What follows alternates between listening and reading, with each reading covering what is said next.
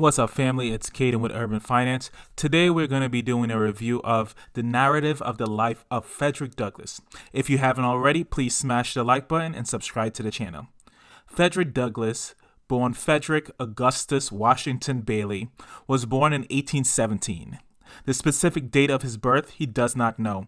In fact, he does not know any slave that actually know their birthday. The rumor was that his father was his master, and his mother was sold off to another slave owner before his 12th month of being alive, likely so that she could not build too much affection for her son, and her son would not build too much of affection for his mother. Even with the threat of being beaten, his mother would travel 12 miles to visit him, but even at her death, for him, she was no different than a stranger.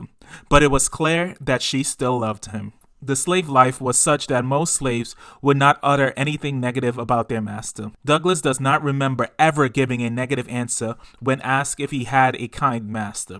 He understood, like most slaves did, to say anything about your master would incur the wrath of your master. From beatings to even more dreadful for a slave, being sold away from your family, friends, and everyone that you knew.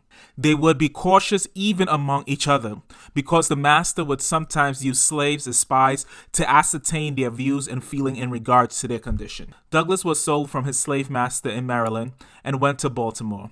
His new slave owner did not have a slave before him. When he first met the family, they were the nicest white people he had met to that point, especially the wife.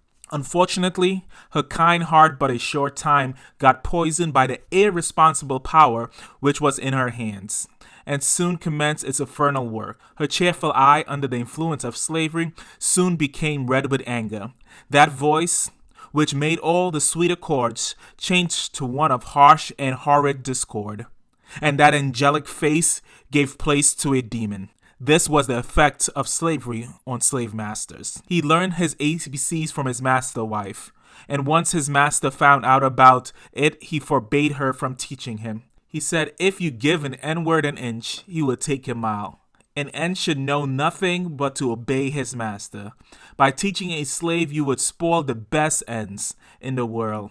There would be no keeping him. It would forever unfit him to be a slave, and he was right. Education for Fredrick Douglas was an elixir to awaken him to the ills of slavery. And as he got older, the more he read, the more he despised his masters and slavery. Reading for Fredrick Douglass was a two-edged sword. On the positive, it gives him the affirmation that slavery was an evil like no other. But without any means to remedy this evil, it destituted him to a life of discontent. This is why we say ignorance is bliss. The worst slave master. One of the worst types of slave master is that of a poor man who comes into ownership of a slave. He had one such master that came into ownership of his slave through marriage. This man, never having a slave before, feel the need to brutalize their slave and hold no compassion for them. The second is a religious slave master. In August of 1832, his master attended a Methodist camp meeting and converted to Christianity. It neither made him to become humane to his slaves nor emancipated them. He became worse after his conversion. He relied before his conversion upon his own depravity to shield and sustain him in his savage barbarity.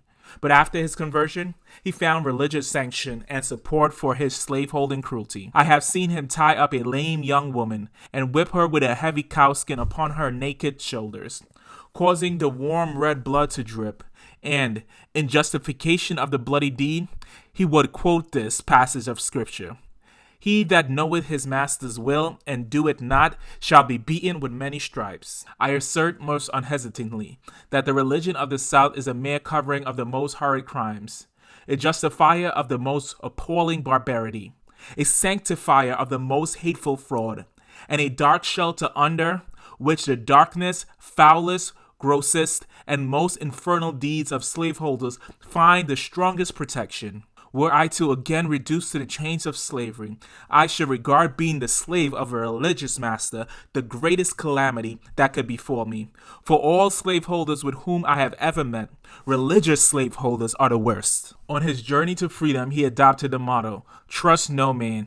He saw in every white man an enemy, and in most every colored man a cause of distrust. After escaping from slavery in Maryland, he became a national leader of the abolitionist movement in Massachusetts and New York, gaining notoriety for his oratory and incisive anti-slavery writing. In his time, he was described by abolitionists as a living counterexample to the slaveholder arguments that slaves lacked the intellectual capacity to function as independent American citizens. He was also a believer in dialogue and in making alliances across racial and ideological divides, and in the liberal values of the U.S. Constitution.